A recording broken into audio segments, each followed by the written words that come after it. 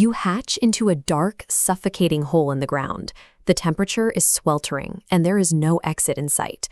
When you finally crack open that leathery shell, you might expect a mother to be waiting, but you are completely alone.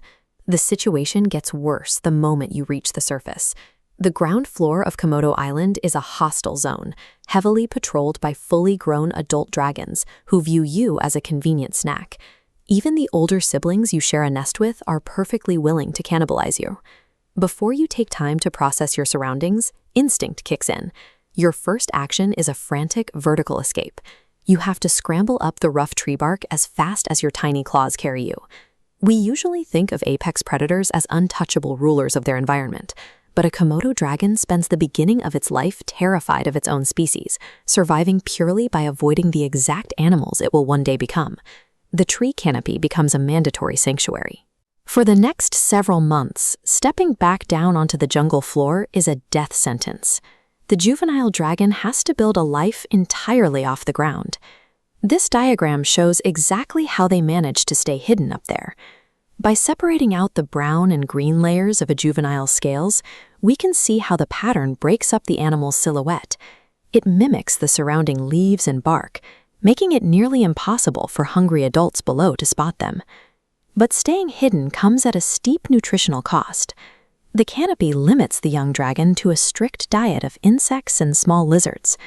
As the energy scale here shows, these low-calorie meals provide enough fuel to stay alive, but severely cap the dragon's physical growth. This creates a biological trap. The high branches guarantee safety from predators, but remaining there ensures the dragon stays small forever. Eventually, hunger and the drive to grow force a terrifying decision, abandoning the sanctuary and descending to the deadly jungle floor. The climb down marks the shift from a vertical hiding spot to a massive horizontal expanse. The juvenile finally sets its claws on solid earth, surrounded by miles of rugged terrain. Navigating the underbrush is incredibly dangerous. There is no maternal guide to show them the ropes. Every single rustle in the leaves forces the young dragon to freeze, constantly assessing whether the sound is a potential meal or a massive adult zeroing in on their position. This is where their behavior has to evolve from passive hiding to active stalking. Through sheer trial and error, they learn to move silently through the brush, eventually pulling off their first successful ambush on small, live prey like rats. Catching that first real meal triggers a rapid phase of physical and psychological growth. The dragon packs on muscle, gains confidence, and begins pushing the boundaries of its world, exploring further and further away from its original tree. By figuring out the mechanics of ground-level hunting, the dragon sheds its identity as a terrified scavenger. It grows into a highly capable, active terrestrial threat. Becoming a threat isn't enough. An adult dragon needs exclusive hunting rights. On an island crowded with other apex predators, securing territorial dominance becomes the absolute requirement for survival.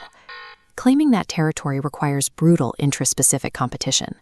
The young adult must wander the island until it finds a prime location, which usually means fighting with larger, established dragons who have already claimed the best spots. Once the land is secured, their entire hunting strategy shifts. Instead of chasing down rats every day, the adult dragon adopts a strategy of immense patience. They lie in wait, perfectly camouflaged in the dirt, calculating the exact moment to ambush massive prey like wild boar or water buffalo. Taking down an animal that large triggers a massive physiological response.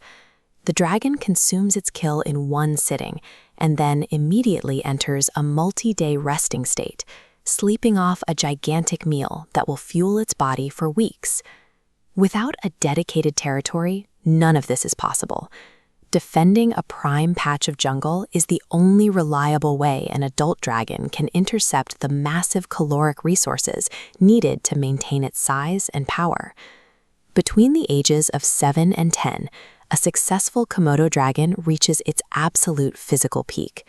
It rules its hard-won territory with unchallenged authority, fully established as the island's top predator. This dominance is tested during mating season.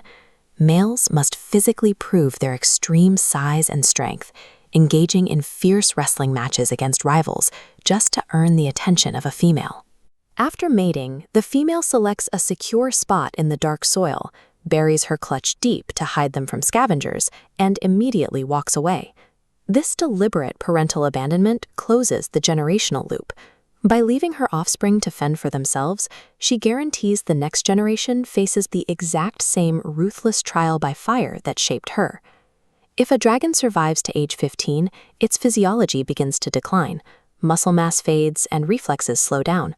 At this stage, the older dragon relies heavily on accumulated wisdom and the intimate knowledge of its territory, rather than brute force.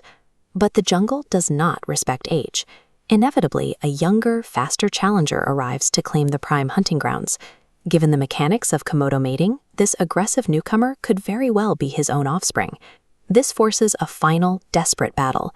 The older dragon throws every experienced trick against the younger one's physical power as they clash in the dirt. Win or lose, the fight proves that the Komodo ecosystem is a relentless, zero-sum environment. The crown of apex predator is only ever borrowed, held just long enough for the cycle of survival to instantly restart with the next hatching egg.